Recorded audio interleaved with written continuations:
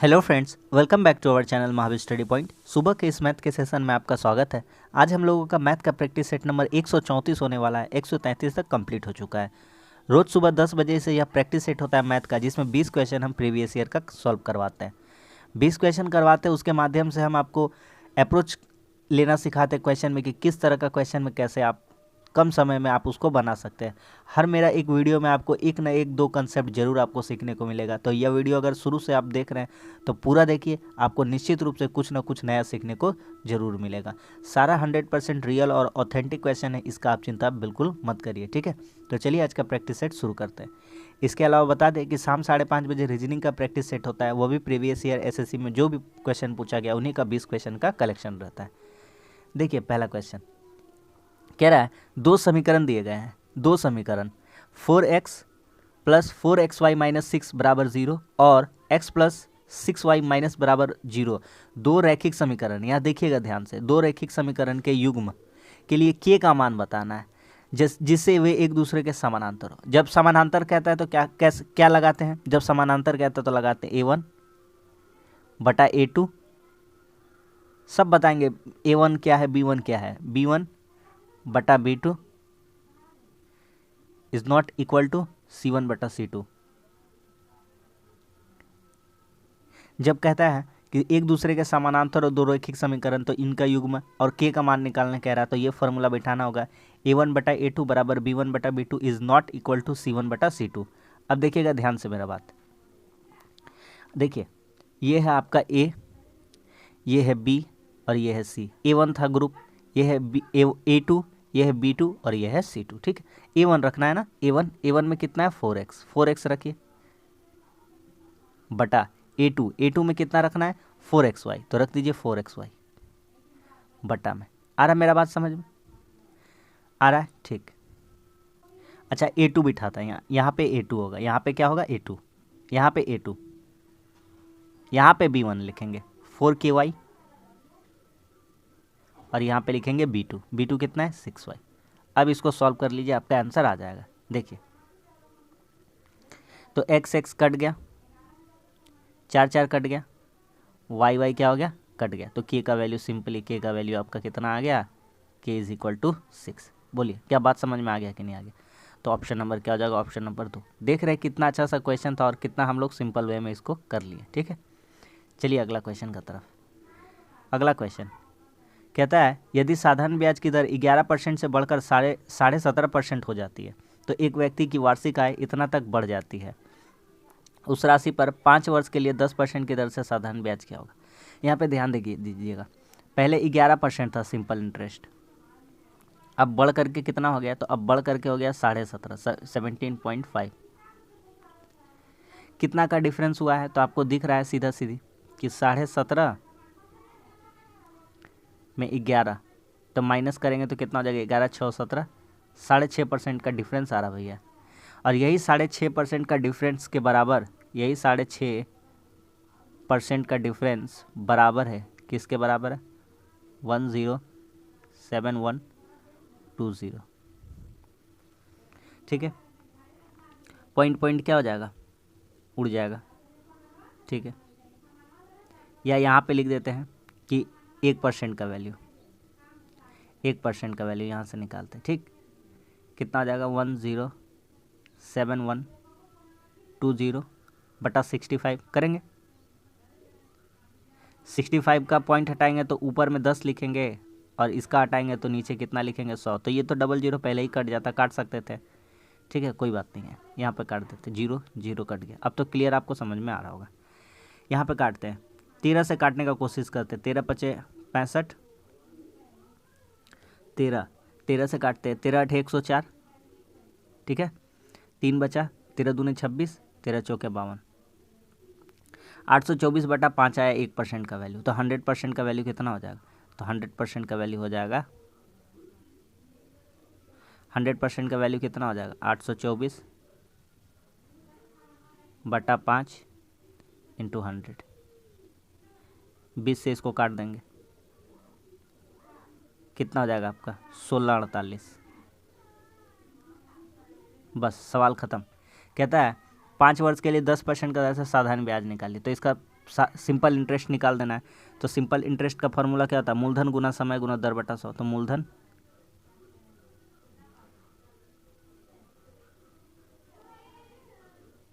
गुना समय, समय 5 साल, गुना दर बटा 100।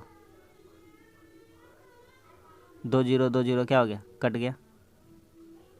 इसको गुना कर दिया 16×5 = 80, 16×5 और यहाँ इधर आ जाएगा 240, 8240 रुपये। यही आपका क्या हो जाएगा, यही आपका हो जाएगा सिंपल इंटरेस्ट। समझ में आ गया कि नहीं आ गया? ऑप्शन नंबर कौन सा हो जाएगा, ऑप्शन नंबर 4 हो जाएगा। क्लियर है? अगला क्वेश्चन कहता है कि 100 को पावर 100, 10 का पावर 100 है, 5 को पावर 75 से विभाजित करेंगे तो भागफल क्या आएगा। 10 का पावर 100 लिखा हुआ है ना, एक काम करते हैं 10 का पावर 100 को हम लोग थोड़ा डिजाइनिस लिखते हैं। क्या कैसे लिखते हैं, 10 का पावर हम लोग क्या करते हैं, या तो 10 नहीं, 10 को पहले तोड़ते हैं, 2 × 5 लिखते हैं, इसका पावर 100 लिखते हैं, भागा करना है 5 का पावर 75 से। आगे बढ़ते हैं, 2 का पावर 100 इंटू 5 का पावर 100, भागा मतलब बटा कर देते हैं 5 का पावर 75। अब देखिएगा ध्यान से, कटेगा क्या, तो 5 का पावर 75 से काटेंगे 5 का पावर 100, तो इधर कितना बच जाएगा, 5 का पावर 25 बच जाएगा। ठीक है, अब एक काम करेंगे और अब इसको एक बार और तोड़ते हैं। 2 का पावर, इसको करते 25 इंटू 2 का पावर 75 इंटू 5 का पावर 25। अब देखिएगा, ये देखिए, ये देखिए 2 5, ठीक है यहाँ, ठीक, ऊपर देखिए पावर 25 25।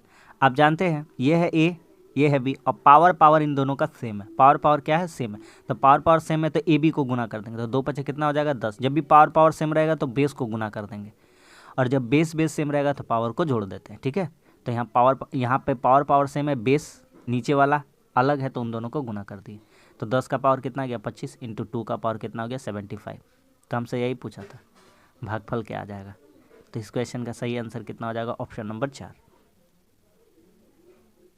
आ रहा है समझ में? अगला सवाल कह रहा है, यदि चीनी के मूल्य में 20% की वृद्धि हो जाए तो कोई व्यक्ति 50 रुपये में 2 किलो कम चीनी खरीदता है, मूल्य वृद्धि से पहले चीनी का कीमत बताइए। एकदम एकदम शानदार अप्रोच बताएंगे इस क्वेश्चन का, सिर्फ आप देखते जाइए। अगर पहला स्थिति में देखा जाए, पहला केस में, दूसरा केस मान लेते हैं, पहले चीनी का दाम था 100 रुपया। ठीक, यहाँ पे लिखते हैं, थोड़ा सा लिख लेते हैं, मूल्य मानते हैं पहले कितना रुपया था 100 रुपया, अब मूल्य कितना हो गया 120।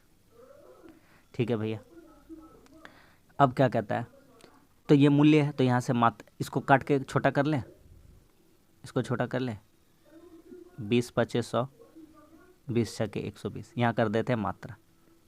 हम आपको सब समझाएंगे, देखिएगा ध्यान से। मात्रा हो जाएगा 6, मूल्य हो जाएगा 5। हम आपको बताते हैं एक बात बताइए, पहले आप 5 रुपया में मान लीजिए 6 किलो चीनी खरीदते थे। अब अगर पहले आप 5 रुपया में, ऐसे समझिए, पहले 5 रुपया दाम था, लेकिन अब दाम हो गया 6 रुपये। तो मान लीजिए पहले 5 रुपया में आप 6 किलो चीनी खरीदते थे, तो अब 6 रुपये दाम करके हो गया होगा, तो जाहिर सा बात है आप थोड़ा सा कम ही खरीदिएगा। तो एजम्पशन कर लीजिए कि 5 किलो ही खरीद रहे होंगे। आ रहा मेरा बात समझ में?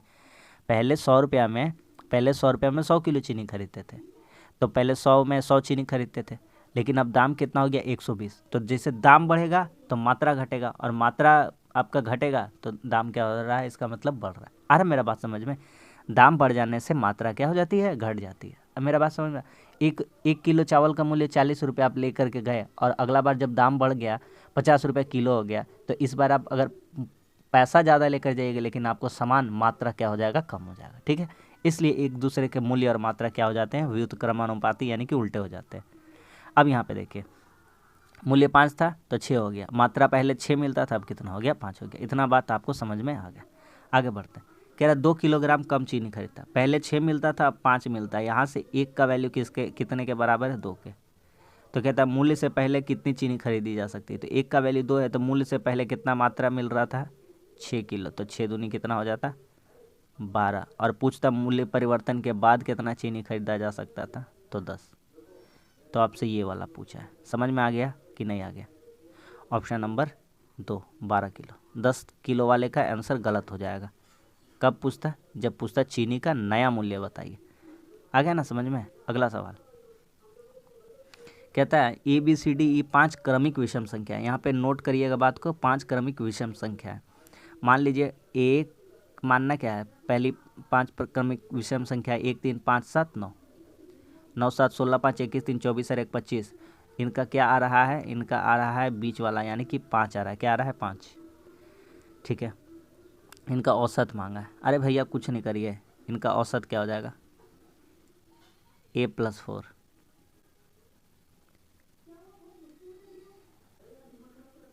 ए बराबर कितना है, 1। यही तो ए है, ये ए है, ये बी है, ये सी है, ये डी है, और ये क्या है, ई है। तो फॉर्मूला क्या बन जाएगा, a+4। तो ऑप्शन कौन सा इसमें सेटिस्फाई कर जाएगा, a+4। समझ में आ गया कि नहीं आ गया, आ गया समझ में। ए में कितना है, 1, 1 में 4 को जोड़ दीजिएगा तो कितना आ जाएगा, 5 आ जाएगा, है ना। इनका औसत कितना आ रहा था, 5 ही तो आ रहा था, आ रहा ना। 7 9 16 16 5 कितना हो गया, 21 3 24 और 1 25। 25 को 5 से भागा करेंगे 5 आ जाएगा, खत्म कहानी। टाइम नहीं लगाना इस टाइप का क्वेश्चन में। आगे बढ़ते हैं। 8 सेंटीमीटर ऊंचे ठोस लंब वृत्ताकार बेलन का आयतन इतना है। देखिए बेलन का आयतन, बेलन का आयतन का फॉर्मूला क्या होता है, πr²h। तो यहाँ पे यदि रखते हैं πr²h, तो πr²h, h का वैल्यू कितना दिया है, 8। हाइट कितना दिया गया बेलन का हाइट कितना दिया गया है, 8। यही बराबर है 392 पाई। यहाँ से क्या क्या कैंसिल हो जाएगा, पाई पाई क्या हो जाएगा, कैंसिल हो जाएगा। 8 से इसको काटेंगे 49 बार में, ठीक है। तो r² का वैल्यू 49 है, तो r का वैल्यू कितना हो जाएगा, 7 हो जाएगा, आपको पता है। ठीक है, इसका वक्र पृष्ठ क्षेत्रफल निकालिए। तो इसका वक्र पृष्ठ किसका बोला है, बेलन का। तो फॉर्मूला क्या होगा, 2πrh, कर्व सरफेस एरिया। 2 पाई को रहने देते हैं, r कितना है, 7 है, सब इंटू में है 8। 8 7 56 दूना 112 पाई। पाई का मान नहीं बैठाना है, सिंपली यही रहने देना है। ऑप्शन नंबर 4 112 पाई वर्ग सेंटीमीटर। ठीक है, अगला कह रहा है 120 मशीन पुर्जों के मोटर में 5% पुर्जे खराब है। देखिए 120 मशीन का पुर्जा, इसमें से 5 खराब है, ठीक है। मतलब सही कितना है, 95% क्या है, सही। अच्छा एक काम करते, खराबे वाला निकालना है ना, तो खराबे को ले लेते, काहे उतना हार्ड करेंगे, 5/100 कर देंगे। तो आपको पता है सिंपली कितना हो जाएगा, 6 पुर्जे खराब है। काट पीट कर लेंगे तो कितना आ जाएगा, 6, है ना। अरे आ रहा है बात समझ में। ये जीरो क्या हो जाएगा, कट जाएगा। 5 दूनी 10, 2 छक्के 12, कट जाएगा कि नहीं, कट जाएगा। आगे आते इधर करते एक और। 80 मशीन पुर्जे के दूसरे में 10% खराब है। 80 का 10% डायरेक्ट निकाल लीजिएगा, कोई बड़ा बात नहीं है। 1/10 होता है, 10% का वैल्यू, 0 0 कट गया, यानी कितने खराब है, 8 खराब है। क्या कहता है, दोनों मोटरों को मिलाकर मशीन पुर्जों का प्रतिशत कितना खराब था। दोनों से मिला करके कितना खराब हो रहा है, 6 + 8 यानी कि 14 खराब है। कितने खराब है, 14। कुल मशीन कितने हैं, टोटल मशीन कितने हैं, तो खराब का प्रतिशत, खराब परसेंट मुंह से ही निकल जाता है ना। 14/200, 200 कैसे भैया, तो 120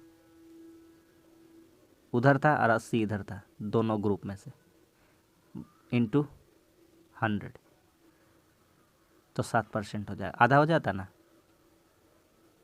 खत्म। क्योंकि 200 चीज़ था, 14% था, तो ऑप्शन नंबर कौन सा हो जाता है, 1। समझ में आ गया कि नहीं आ गया।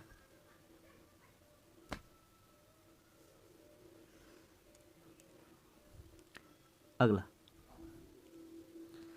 इस क्वेश्चन को थोड़ा सा ध्यान से देखिएगा आप, हम क्या बताना चाहते हैं। कह रहा है एक पाइप एक टंकी को x घंटे में भर सकता है। ठीक है भैया, एक पाइप है P और एक पाइप है Q, ये x घंटे में भर सकता है, ये y घंटे में भर सकता है। ठीक, खाली कर सकता है, सॉरी, ये माइनस करने वाला काम है और ये क्या करने वाला है, प्लस करने वाला है। वे दोनों मिलकर उसे कितने समय में भर सकते हैं। y बड़ा होना चाहिए x से। अच्छा, यहाँ पे दो केस यहाँ पे बनता है, दोनों तरह का आंसर दे दिया, थोड़ा सा कन्फ्यूजन में डालेगा, लेकिन हम आपको क्लियर बता देते कहानी। आप यहाँ पे थोड़ा नोटिस करिए, कोई कोई आदमी, कोई नल है, दो नल है A और B। ठीक, यहाँ पे एग्जांपल इसका समझाते हैं। ये प्लस काम कर रहा है, ये माइनस काम कर रहा है। ठीक, ये मान लीजिए 10 दिन में भरता है और ये 6 दिन में। आ रहा बात समझ? ठीक, या कुछ ऐसा ले लेते हैं जो पूरा पूरी कट जाए। ठीक है, 8-6 ले लेते हैं, ये 8 घंटा में भरता है, ये 6 घंटा में खाली करता है। ठीक, ये 8 घंटा में भरता है। इन दोनों का लौसा कितना हो जाता है, 24। 8 या 24, 6 चौके 24। ठीक, लेकिन केस तो ध्यान से समझिए, ये केस भी बन सकता था। ठीक, हम आपको क्या समझाना चाहते हैं देखिएगा, तो 24 काम हो जाता। अच्छा, खाली करने का स्पीड था ना, यहाँ पे क्या बोला, कितने टाइम में भर सकते हैं, क्या बोल सा भर सकते हैं, भर सकते हैं बोला है, इसका मतलब क्लियर यही बात होना चाहिए। यहाँ पे तो यहाँ पे बी का मान यानी वाई समझिए इसको, वाई वाई वाई, ये एक्स है, ये वाई। इसका मान अगर हम लोग 6 रख दिए, यानी कि ये बी से बड़ा रखे हैं ए, यानी कि वाई से बड़ा रखे हैं एक्स, है ना, वाई से बड़ा क्या है, एक्स। तब यहाँ पे खाली हो रहा है, इस केस में क्या हो रहा है, खाली हो रहा है। तो खाली हो रहा है तो कैसे खाली आंसर, खाली का आंसर कैसे आ रहा है, तो खाली कराने के लिए क्या कर रहा है, 3 - 4 कर रहे हैं, 3 माइनस क्या कर रहे हैं, 4 कर रहे हैं, तब आ रहा है खाली करने का, यानी कि -1 आ रहा है। कितना आ रहा है, -1। ठीक, अब यहाँ पे यदि हम इसको पलट देते हैं, हाँ, यहाँ पे लिखते, मान लीजिए x लिखते हैं, यहाँ y लिखते हैं। अगर y लिख देते 8 और ये लिख देते 6, आ रहा है बात समझ, तो ये 6 घंटा में भर देता है, ये 8 घंटा में खाली कर देता, माइनस लगाते, 24 हो जाता। 6 चौका 24, 8 तिया 24। भरने का बात किया गया था, तो भरने का बात किया गया था, तो उस केस में आपका आंसर क्या होता कि y को बड़ा रखना था, y को बड़ा रख दिया, तो उस केस में फार्मूला क्या बन जाता, x - y। क्या बन जाता, x - y, तभी तो भरता। तो 24 में से 4 में 3 घटाएंगे तब पॉजिटिव बचता, कितना बचता, 1। और ये क्या इंडिकेट कर रहा है, भरने के बारे में। मेरा बात समझ में आ गया? तो आइए ऊपर में सवाल में आते हैं।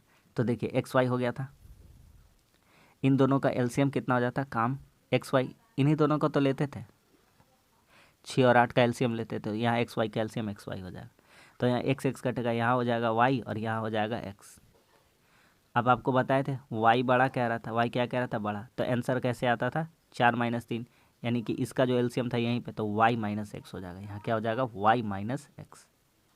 ठीक, सब मिटा देते हैं, इसीलिए आपका आंसर क्या हो जाएगा,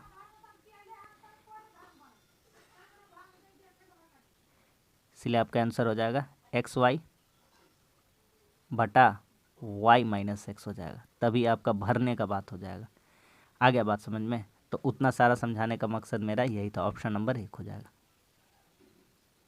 खत्म, समझ में आ गया कि नहीं आ गया? अगला सवाल करिए, देखिए यहाँ पे करते हैं, 2 दूनी कितना हो गया, 4, यहाँ 2 है, 2 5 7, 7 में 4 घटेगा, कितना हो जाएगा, 3, और 3 तिया कितना हो गया, 9। तो 4 जोड़ 9,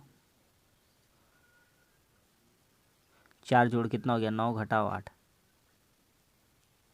4 9 13, 13 में 8 घटा कितना हो गया, 5। जब ब्रैकेट खोलेंगे तो 5 भागा में और 7 माइनस में, तो 5 से कम 5, 7 में 1 गया, 6 हो गया, इधर से आ गया 6। नीचे का सॉल्व करते हैं तो कितना हो जाएगा, 4 चौके 16, तो ब्रैकेट वाला लेंगे तो 4, इसी तरह तोड़ तोड़ करते हैं। हाँ, 4 + 4 बटा 4 का 4 कितना हो जाएगा, 16। तो एगो 4 से 4 तो कटिए जाएगा, क्या कट जाएगा कि नहीं कट जाएगा, लीजिए 4/16 लिख दिए, 4 एकम 4, 4 चौके 16।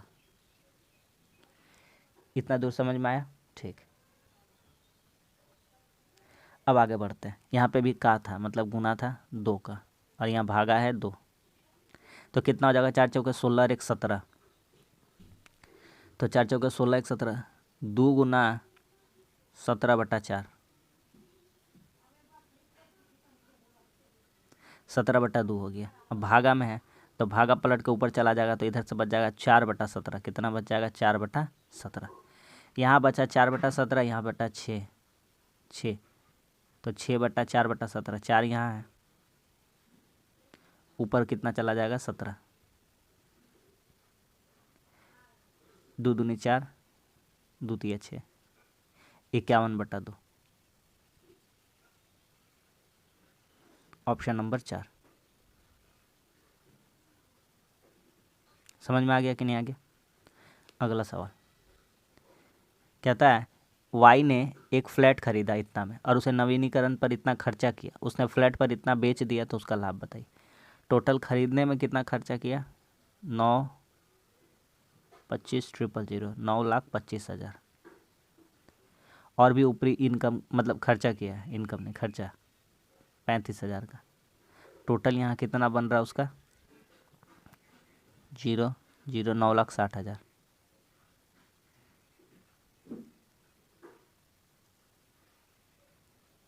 $9,60,000 ये हो गया कॉस्ट प्राइस टोटल।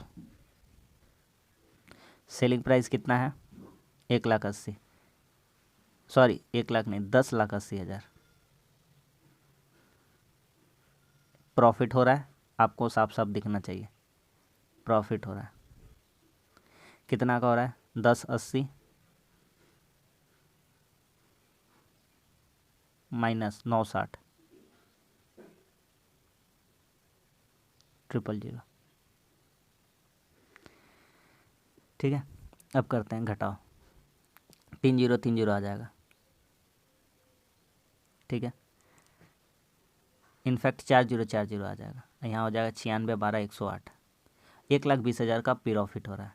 बस सवाल ख़त्म हो गया। उसका लाभ का परसेंटेज बताना है। तो 1,20,000 का प्रॉफिट हो रहा है, तो 1,20 है ना, तो 120 के करते थे, के मतलब 1000 होता है, बटा कितना में? 960 के में,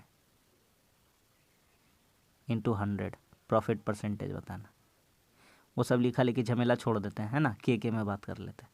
ऊपर भी नहीं लिखते तो ठीक है रहता। के कट जाएगा 112 8 96, और 100/8 का फ्रैक्शन वैल्यू आप जानते हैं 12.5% के बराबर। किसके? 12.5, क्योंकि 12 8 कितना होता है? 96। Option number 4। समझ में आ गया कि नहीं आ गया? अगला बढ़िया क्वेश्चन है, ट्रिकी क्वेश्चन है, आराम से बन जाएगा। देखिए कह रहा 3 cos square plus 7 square theta बराबर 4। ए को थीटा ही मान लीजिए। एक काम करिए, आप लिखिए साइन स्क्वायर को 7 साइन स्क्वायर को लिखिए 4 sign square theta plus 3 sign square theta plus 3 cos square theta बराबर 4। आगे बढ़िए, तो यहाँ देखिए 4 साइन स्क्वायर है plus 3 sine square into 3 3 common निकालेंगे, साइन स्क्वायर कॉस स्क्वायर बचेगा। साइन स्क्वायर कॉस स्क्वायर का वैल्यू कितना हो जाता है? 1। यहाँ पे लिख लेंगे अब sine square theta plus cos square theta is equal to 1। तो यहाँ 3 इधर आके घट जाएगा, 1 हो जाएगा, 4 में 3 घटेगा 1, तो साइन स्क्वायर थीटा बराबर 1 बटा कितना हो जाएगा? 4। तो साइन थीटा कितना हो जाएगा? √1/4। √1/4 इट्स मीन्स हाफ। और ये कितना होता है थीटा में वैल्यू? तो 30 डिग्री में होता है। साइन में कितना में मान होता है? 30 डिग्री में। सवाल ख़त्म। कहता है cot A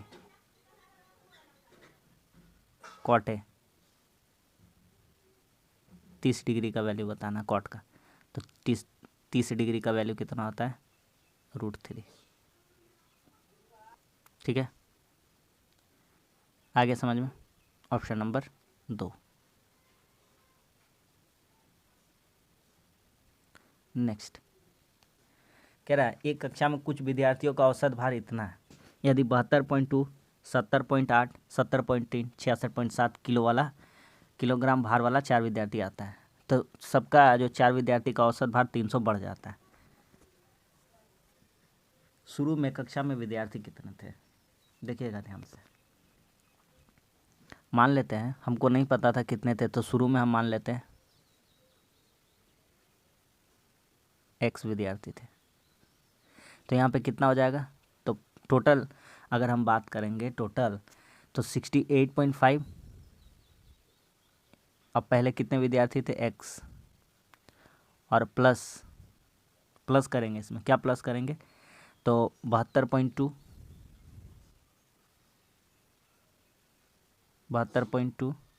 plus 70.8 plus 70.3 plus 66.7, और ये बराबर होगा, कह रहा है 4 विद्यार्थी नया आ गया ना, तो पहले x विद्यार्थी था, अब कितना हो जाएगा? x+4, और एवरेज कितना बढ़ गया? तो एवरेज 300 ग्राम बढ़ गया। 300 ग्राम का मतलब क्या होता है? 0.3 किलोग्राम होगा ना। 1000 से भागा करिएगा तो 0 0 कट जाएगा, 0.3 आ जाएगा। तो कितना बढ़ गया? तो यानी कितना हो गया? तो 68.5 था, तो अब हो जाएगा 68.8। अब सॉल्व करते हैं, ठीक। तो अब छोटा हो जाएगा 68.5 x प्लस सबको जोड़िए, तो 7 7 14, 7 7 14, 7 21, अच्छे 27, कितना हो गया इधर? 27, मतलब 270। इधर जोड़िए, इधर यहाँ जोड़िए, 7 3 10, 10 8 18, 2 20, यानी इधर आ जाएगा 2, कितना हो जाएगा? 2 2 हो जाएगा इधर, 2 6 8, 8 और 2 कितना हो गया? 10, कितना हो गया? 10, तो 280 इधर हो जाएगा। आ रहा है बात समझ में? बराबर इसको गुना करिए, तो 68.8x प्लस इसको गुना करेंगे तो कितना हो जाएगा? 8 चौके 32, 8 चौके 32 और 3 35, और 6 चौके 24 और 3 27, इतना हो गया। ये इधर आके घट जाएगा x वाला, 68.5 इसमें आके घट जाएगा, तो कितना बचेगा? 0.3x, और 280 में 275.2 घट जाएगा, तो कितना बचेगा? 4.8। तो 2 पॉइंट उड़ा देंगे, दोनों तरफ पॉइंट है, एक अंक के बाद 3 16 कितना हो जाएगा? 48। तो x का वैल्यू कितना आ गया? 16। तो कितना विद्यार्थी थे शुरू में? 16। आगे बात समझ में? ऑप्शन नंबर कौन सा हो जाएगा? 2, ठीक है। अगला सवाल कहता है 2x+1, x+2, 2 और 5 समानुपात में है, निकालते हैं इनका समानुपात कितना होगा। तो 2x+1 बटा x+2 बराबर 2/5, यही तो हो गया समानुपात। तो यहाँ से करेंगे तो 2 5 10x, 5, यहाँ से करेंगे 2x + 4। आ रहा बात समझ में मेरा? ठीक है। अब तो इधर कितना हो जाएगा? 8x बराबर 4 में 5, ये 5 इधर आ जाएगा बराबर किधर, तो -1 हो जाएगा। तो x का वैल्यू यहाँ से कितना आ जाएगा? तो x का वैल्यू आ जाएगा -1/8। हमसे पूछा है 3.5 × 1 - x और 8 × 1 + x का मध्य अनुपात। आपको मध्य अनुपात आना चाहिए। कैसे होता है? कोई संख्या a है, कोई संख्या c है, इसका बीच में अगर a बिठा देते हैं मध्य समानुपात, तो यहाँ अनुपात करने के लिए, यहाँ बराबर करने के लिए b को 2 बार यूज करते हैं, जो बैठाते हैं उसको कितना बार यूज करते हैं? 2 बार। तो यहाँ से क्या फार्मूला बन जाता है? तो b², यहाँ पे b² हो जाता है, तो यहाँ फार्मूला बन जाता है आपका मध्य समानुपात का कि रूट अंडर AC, क्या बन जाता है? AC, b का फार्मूला, ठीक है। तो मध्य समानुपात का फार्मूला बन जाएगा रूट अंडर AC। तो यहाँ से डायरेक्ट लगा देंगे मध्य समानुपात, तो रूट अंडर AC होगा, ठीक। आइए करते हैं रूट अंडर AC। तो यही A कहला रहा है, यही C कहला रहा है, ठीक है। 3.5 × 1, यहाँ पे x का जगह -1 रखेंगे तो प्लस हो जाएगा कि नहीं? माइनस माइनस प्लस हो जाएगा। अच्छा रख के दिखा देते हैं। 1 प्लस माइनस माइनस प्लस हो गया 1/8, और क्या है? इंटू 8 इंटू 1 माइनस 1/8, क्योंकि प्लस दिया है तो प्लस माइनस क्या हो जाएगा, माइनस, क्योंकि हमारा एक्स का मान कितना है, माइनस में। करते हैं इसको।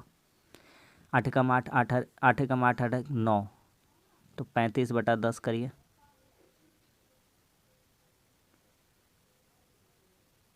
इंटू 8 कम 8 8 9/8 इंटू, यहाँ देखिए 8 कम 8 8 7/8, ये कट जाएगा, 8 8 कैंसिल आउट, और कुछ कटेगा, 5 7 35, 5 दूनी 10, तो यहाँ से कितना आ जा रहा है हमारा 7 और 9, तो 7 और 3 भी कॉमन निकलेगा, निकलेगा कि नहीं निकलेगा, 2 को 7 मिला तो 1 को 7 निकलेगा, और 9 का कितना होता है, 3 होता है, ये निकलेगा कॉमन, और नीचे 2 8 16, इसका कॉमन कितना निकलेगा, 4, 21/4 5.25। Option number 3।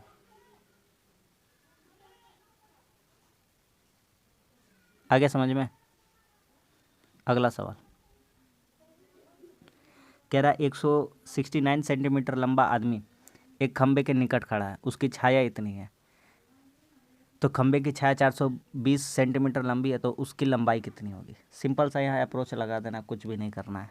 देखिए लिखना है आदमी की लंबाई,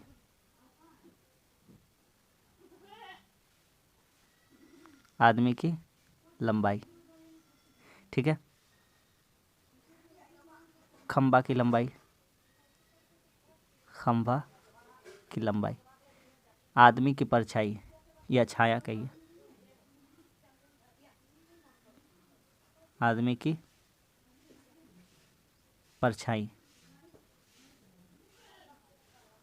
बटा खंबा परछाई, बस यही अप्रोच लगा दीजिए, ख़त्म हो गया सवाल। जब भी इस तरह का क्वेश्चन आएगा ऐसे ही करना। आदमी की लंबाई कितनी है, तो उसकी छाया 169 सेंटीमीटर लंबा आदमी है, खंबा 130, आदमी की परछाई, आदमी की परछाई कितना है,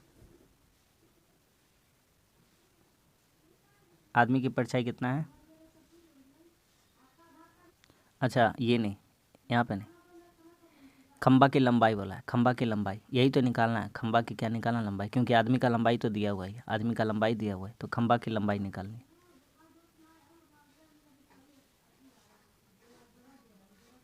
खंबा की क्या निकालनी है, लंबाई। आदमी की परछाई कितनी है, तो आदमी 130 का परछाई है इसका, और ये कितना है 420, काटिए यहाँ से, 0 0, 13 का स्क्वायर होता है 13 बार, तो खंबा का लंबाई कितना आ जाएगा, 13 गुना 42 यानी कि 546, यूनिट डिजिट 3 दूना के 6, ऑप्शन नंबर 4। क्लियर। नेक्स्ट कह रहा है X square plus Y square बराबर 29, एक्स वाई बराबर 10, तो X plus Y X minus Y का मान सेकेंड में सॉल्व होगा, सेकेंड में देखते ही, एक्स 5 वाई 2, ख़त्म, 5 दूनी 10, 5 का स्क्वायर 25, 2 का स्क्वायर 4 29, सेटिस्फाई कर देगा, बिल्कुल कर देगा। कितना हो जाएगा, 5 जोड़ 2, 5 घटाओ 3, 7/4, सॉरी कितना है, 5 घटाओ 2, 7/3, ऑप्शन नंबर 2, खत्म। नेक्स्ट कह रहा है अमर ने एक पेंसिल 10% 20% की 2 क्रमिक छूट दी है, ठीक है भैया। यदि पेंसिल का अंकित मूल्य इतना है तो दोनों छूट को मिलाकर कितना छूट दिया, दाम कितना है 3200,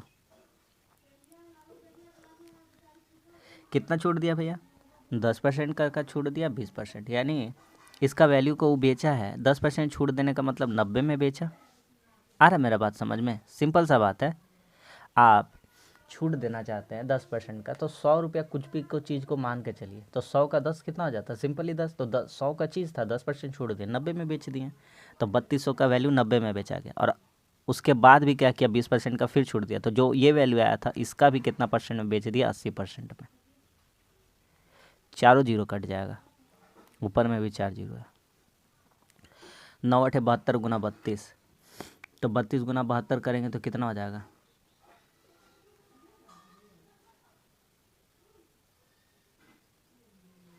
72 दूना 144, 72 तिया 216, ठीक है। 216, 216 में कितना जोड़ देंगे? 216 में 14 जोड़ देंगे, 230। इतना आ गया भैया। कहता है दोनों छूट को मिलाकर कितना छूट दिया? टोटल डिस्काउंट, टोटल डिस्काउंट दाम कितना था भैया? 3200 रुपया। कितना में बेचा? 2304 में। तो कितना हो जाएगा? 6 वाला डिजिट हो जाएगा।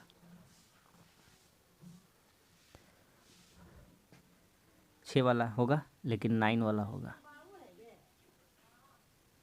896। आ गया बात समझ में? Option number 3, 896।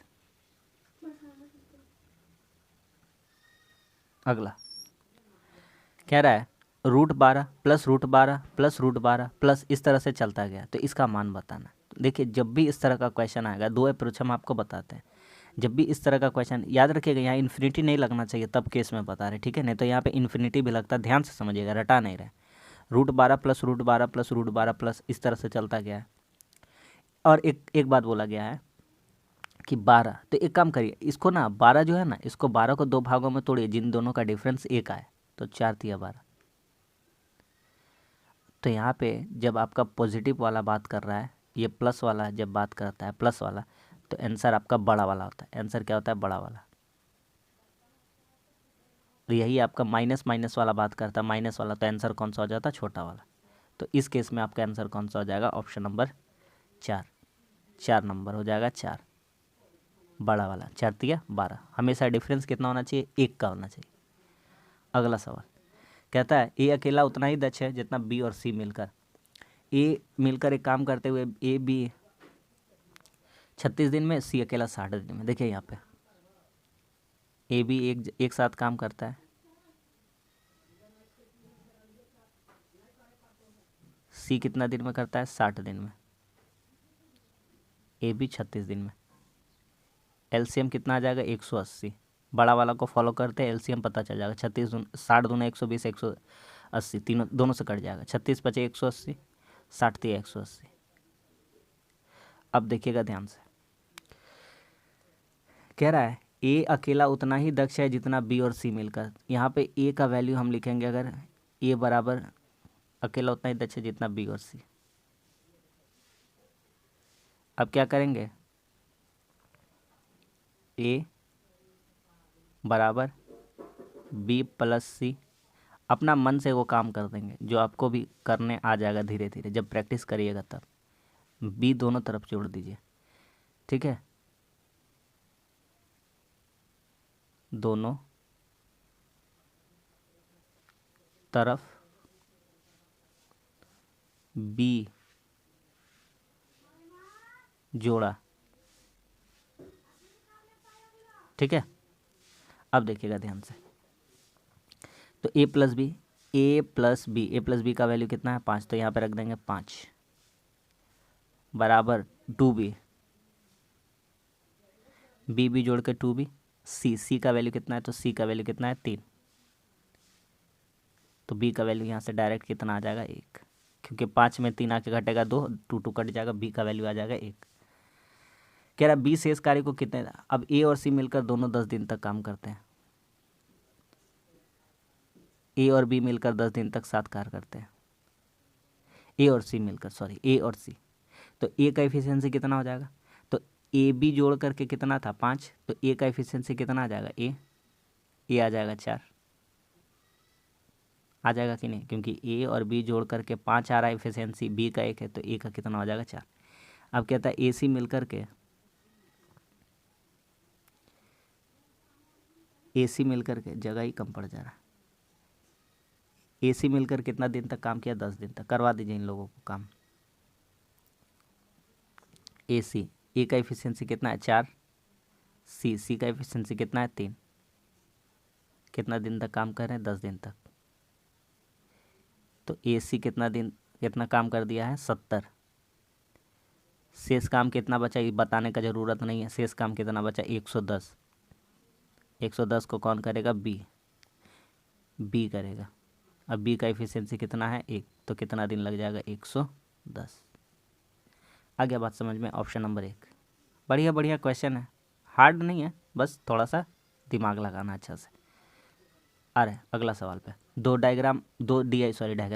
DI आज बचा हुआ, कल 2 करा दिए थे, आज 2 करा देंगे। हाँ, कहता है कि ये जो चार्ट दिया गया है, मिस्टर राव वस्त्र, परिवहन और मनोरंजन। लीजिए, वस्त्र, परिवहन, मनोरंजन। तो वस्त्र,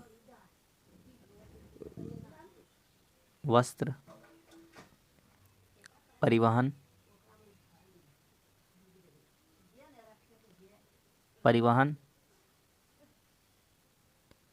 मनोरंजन, इस पर कितना खर्चा कर रहे हैं, जोड़िए सबको।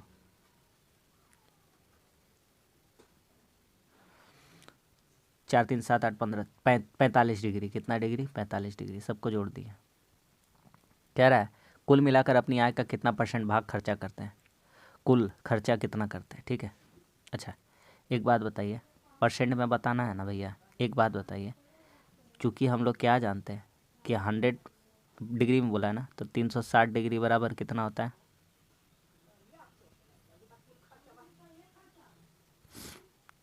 360 डिग्री बराबर कितना होता है 45, 100%। तो 45 डिग्री का वैल्यू अगर निकालना है आपको, तो हम डायरेक्ट बताए भी थे, 5/18 से गुना कर दीजिएगा। ठीक, 100/360 इंटू 45, 45 काट देंगे, कितना बार में कटेगा बोलिए, 45 8, और जानते हैं 100/8 का वैल्यू कितना आ जाता है, 12.5% का।